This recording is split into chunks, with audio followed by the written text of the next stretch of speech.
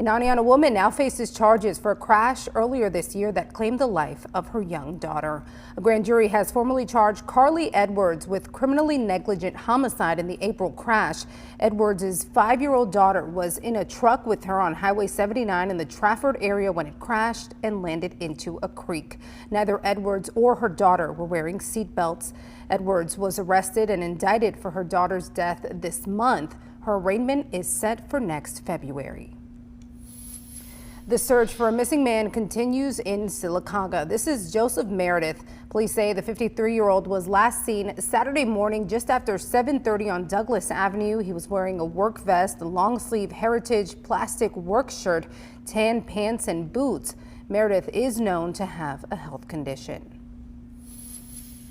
Well, the Purpose Church concluded their holiday giveaway this weekend with a special service this morning. Celebration Sunday commemorated the church serving the community across Birmingham over the weekend. During the service, the church recognized the partners who helped with the giveaway by giving thousands of dollars back to them. Members like April Sprite expressed what this year's giveaway was all about.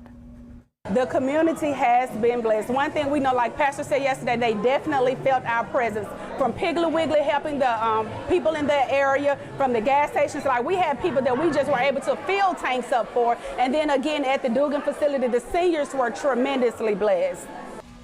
They were giving away money for power bills and gas, so really stuff that is needed in the community for people who don't have much. The holiday giveaway is expected to go ahead next year as well. Well, we here at WVTM 13 want to hear from you this holiday season. We encourage you to share a photo of your decorated home for our celebration of holiday lights. Just head to our website and click this icon on our homepage or scan the QR code on your screen. Upload your picture to be featured in our online photo gallery, and we will go live from one of the locations submitted each Friday through January 3rd. A bill expanding Social Security benefits for millions of retirees is now headed to President Joe Biden's desk. I'm Jackie DeFusco in Washington with what that could mean for retirees. This is what brings me joy, is to see their faces. I'm Kate. I really like all the lights. Well, a special transformation for New York Hospital basement just in time for the holidays. We'll hear from staff volunteers who help make the visual special for patients and their families. And as we head to break, here's another view from our WVTM 13 Skycam, this time of downtown Birmingham. A beautiful night here in the Magic City. We're going to have meteorologist Jordan West in just a few moments with a look at your full forecast. Stay with us. I've lived my whole life with people making fun of my teeth. The only option was losing all of my teeth. My teeth have been torture for me. I really felt like maybe this nightmare is never going to be over. At Fixed, our team has the mindset that any problem can be solved, and it's fun to do it together. Oh my God. Our clients really are part of our family. Yeah, no, the Tooth Fairy, she's cheap. We can make miracles happen. That's what you guys do. That's what we do. Here's the moment. Oh my God. You're welcome. Oh wow. They make dreams come true. It's so rewarding to watch someone feel whole again. We make the impossible possible in dentistry. Oh, don't cry. We want to send you home with the smile that you've always dreamed of. Fixed, a new original series, streaming free, only on Very Local.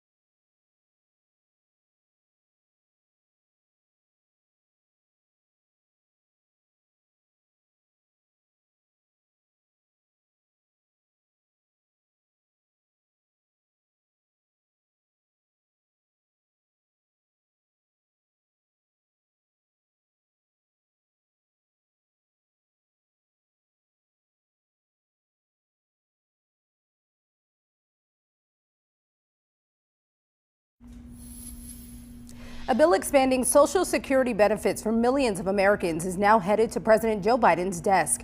It passed with bipartisan support in the Senate this weekend. Washington correspondent Jackie DeFusco has more on what this means for retirees. Well, this bill is a big win for public sector retirees, but critics say it's also adding more uncertainty about the future of Social Security.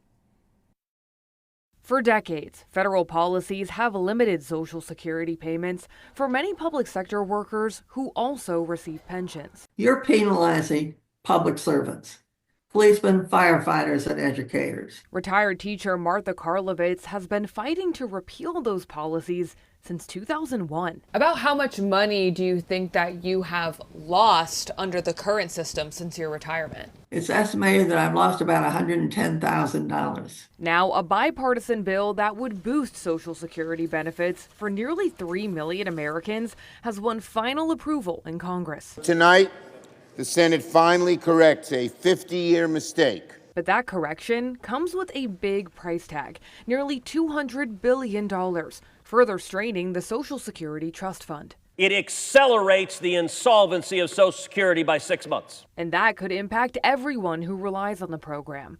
Already, lawmakers say that Social Security will be unable to pay full retirement benefits come 2033 without further action to stabilize the system. We need to make sure retirees are receiving their fair share, and we cannot do it at the expense of all beneficiaries in future generations. But the bill's passage is a relief for police officer Joseph Wolosin, who's readying for retirement in just a few years. Well, anybody's asking is just that we get a fair amount from what we put in. We're not asking for anything more, but certainly not anything less. Now, as for when all of this could potentially take effect, one lawmaker's office tells me that it is expected to cover this tax year, but that also depends on when the bill is actually signed and on the administration's implementation timeline. Reporting in Washington, I'm Jackie DeFusco. Jackie, thank you. Well, President-elect Donald Trump was the keynote speaker at Turning Point USA's America Fest convention in Phoenix, Arizona this morning. He spoke to a large crowd of conservative supporters on a wide range of issues that he aims to address on day one of his presidency. With the stroke of my pen on day one, we're going to stop the transgender lunacy. And I will sign executive orders to end child sexual mutilation, get transgender out of the military and out of our elementary schools and middle schools and high school. This was Trump's first rally-style event since winning the election last month. 2 American Navy pilots safely ejected over the Red Sea after a fighter jet they were in this morning was shot down. U.S. Central Command says it appeared to be a case of friendly fire. They also say a guided missile cruiser mistakenly hit the jet during a mission. One pilot had minor injuries after the incident, but is expected to be okay. Well, the suspect who drove his pickup truck into a Killeen, Texas mall Saturday has been identified by police. Police say John Schultz plowed into the front of a JCPenney store, shattering the glass doors, and continued to drive the truck nearly 100 yards into the store, hitting multiple people. Schultz was later shot and killed by officers. A total of 4 people were taken to the hospital with injuries. Well, no surprise here. Today is expected to be another busy day at airports nationwide as people are heading to their holiday destinations. As Matt Fortin reports, TSA is expecting to screen around 40 million passengers. Logan Airport has been buzzing this weekend as people take off to their holiday destinations. It's my first cruise, I guess, yeah. Why we decided to do a cruise this year? Family vacation. So the whole family, all of us are going to celebrate Christmas on a cruise in the Bahamas. Warm destinations seem to be a popular choice, and it couldn't be better timing to escape the frigid air over New England. It's freezing cold, so I'm not sad to be somewhere where it's really hot and warm. Kieran Porter is a freshman at UMass Boston, and she's headed back to Ohio Sunday to be with family after her flight on Friday got canceled. Got canceled because of all the snow, so this is a reschedule, and I actually just got like the first flight back home in the morning. That's why I'm here so early. Cancellations at Logan totaled 9 Sunday morning, a far cry from Friday's travel headache. And if you're flying out this weekend, here are a few things to keep in mind. Plan to arrive with plenty of time to spare, 2 hours early for domestic flights. TSA recommends using gift bags or boxes instead of wrapping paper. And don't forget to put any liquid or spreadable foods in a checked bag. Solid foods are okay in your carry-on. TSA expects to screen just under 50,000 passengers here at Logan Airport Sunday, busy but not record-breaking. Nationwide, AAA expects record numbers of travelers as more people make the effort to enjoy experiences and time with loved ones. My family, 100%. They're my rock, so I'm like super excited to go back and get to spend all this time with them because I haven't seen them in so long because of school and everything, so I'm really excited. Matt, thank you. Well, this is a heartwarming story. Volunteers are hoping to give pediatric cancer patients at Memorial Sloan Kettering Cancer Center in New York City a brighter holiday. The basement of the hospital renovated into a holiday hallway at the hands of the facility staff. It is the true definition of decking the halls, and it just keeps going with nearly 3 blocks of Christmas magic. Volunteers who helped say the project was intended to put smiles on children and their families during such a difficult time. Everybody works together as a team, and we do our best. And this is the results. This is what you get here. I do it for the kids. I do it for the families. I do it for the staff. Such a wonderful effort for those kids. Glad to see they're spreading some holiday cheer this time of year. Exclusive live radar tracking storms so you'll know first. This is WVTM 13 weather. Well, we started out cold this morning. Temperatures dropped to 23 degrees in Birmingham. Gadsden already at 38 since the sun has started to set. Beautiful night there as the Coosa River is nice and calm. The next 12 hours, temperatures will still drop. We just won't be as cold as we were earlier this morning. From 38 by 7 p.m. to 36 by 11 p.m. I think many spots will be near freezing by the time we wake up early tomorrow morning, but not everyone will be below freezing. For example, 33 in Birmingham, 29 though in Pell City, 27 in Gadsden, 31 in Alexander City, 32 in Calera, 34 in Brent. Still going to be cold, but like I said before, not everybody is going to be below freezing. We will warm up throughout the day tomorrow. If you have any last minute shopping, by 8 a.m. we'll be in the upper 30s, mostly clear skies. By 1 p.m. the mid 50s, warmer than what we got to today, and then the upper 40s once that sun sets. But like I said before, we won't be as cold Monday night as we did earlier this morning and especially last night. Now, we do have some high pressure over the Ohio Valley, and that's what's been keeping the rain away. That's also what's been bringing in some cooler and drier air into Alabama the past couple of days and the next few days as well. But it's also taking some more moist air from the Gulf of Mexico, bringing it into Louisiana, Texas. This is 12 p.m. Tuesday, and combined with just enough lift from a front, it starts to bring some showers Christmas Eve to Texas, parts of Arkansas. The reason I'm showing you this is because that rain is headed our way, and that cooler and drier air is still coming in from the east. And where that boundary between that moist air and that dry air sets up will have a big impact on the timing and intensity of the rain that we could see on Christmas Day. So this is sort of the worst case scenario. We could see some rain as early as 7 a.m. Christmas Day, Christmas morning. Nothing severe about this throughout the day, just showers, just rain. And then it starts to spread more into Alabama by 2 p.m. Wednesday. Now, if that drier air is a lot more stronger than some models are depicting,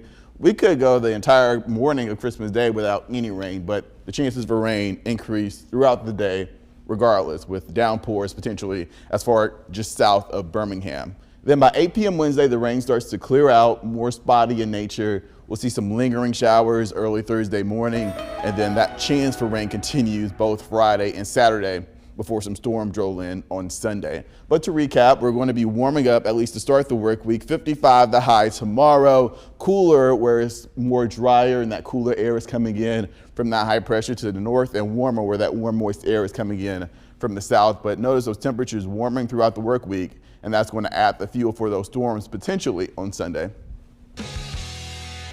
A new era here at Jacksonville State. I talk one-on-one with the athletic director of Jack State, Greg Seitz, coming up next in sports.